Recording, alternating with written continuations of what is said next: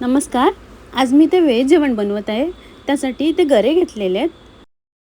गऱ्यांमधनं आठल्या काढून टाकते आणि असे लांबट कापून घेते.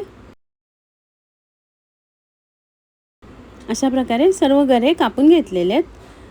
त्यातले थोडेसे बारीक बारीक कापून घेते. अशा प्रकारे बारीक कापून घेतलेले आहेत.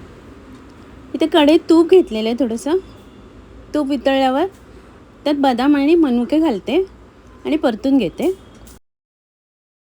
आता काढून घेते. त्याच तुपामध्ये बारीक चिरून ठेवलेले गरे घालते आणि परतून घेते. 2-3 मिनटं परतून झाल्यानंतर इथे ओलं खोबरं घेतलेलं आहे. त्यात 1 चमचा तांदूळ धुवून भिजत घातलेला तो घालते आणि थोडंसं पाणी घालून मिक्सरला पेस्ट करून घेते.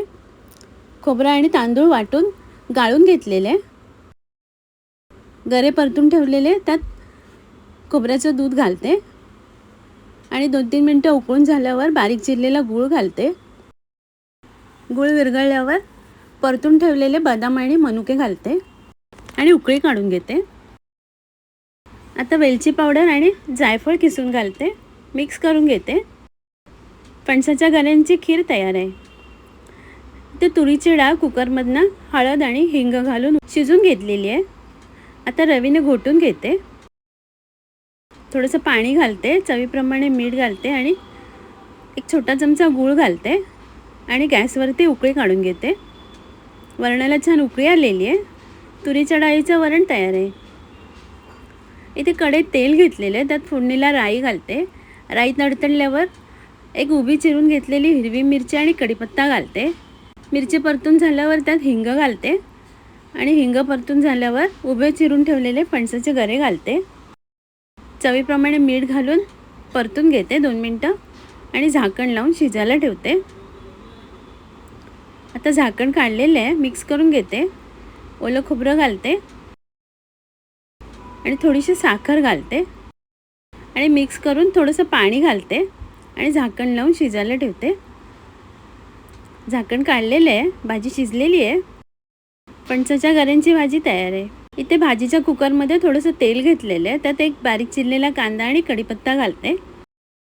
कांदा परतून झाल्यावर थोडंसं हिंग घालते. हिंग परतून झाल्यावर इथे गवार घेतलेली आहे. हाताने तोडून स्वच्छ धुवून घेतलेली आहे. आता कांद्यावरती 2-3 मिनटं परतून घेते.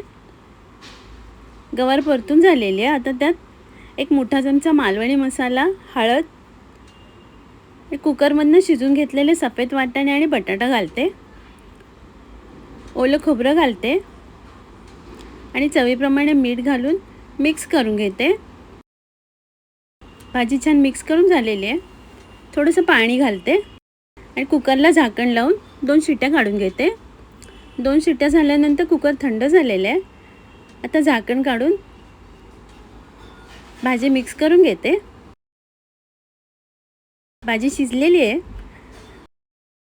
वरून कोथिंबीर घालते. गवारीचे सफेद वाटाणे आणि बटाटा घालून भाजी तयार आहे. इथे तळायसाठी मिरच्या घेतलेल्या आहेत. मिरच्यांचे थोडे थोडे टोकं कापून टाकते.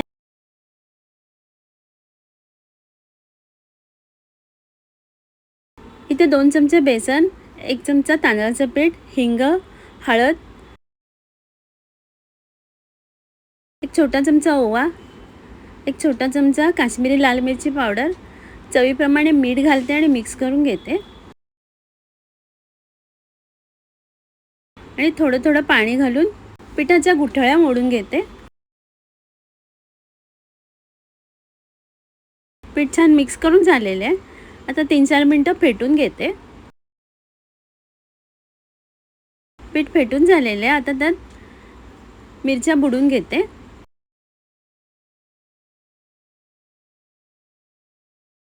अशा प्रकारे मिरच्या बेसनमध्ये बुडून घेतलेल्या आहेत. इथे पॅनमध्ये तेल घेतलेले आहेत. तेलात मिरच्या फ्राय करून घेते.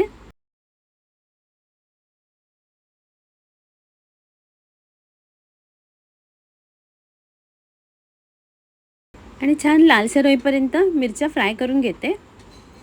मिरच्या फ्राय करून झालेल्या आता काढून घेते.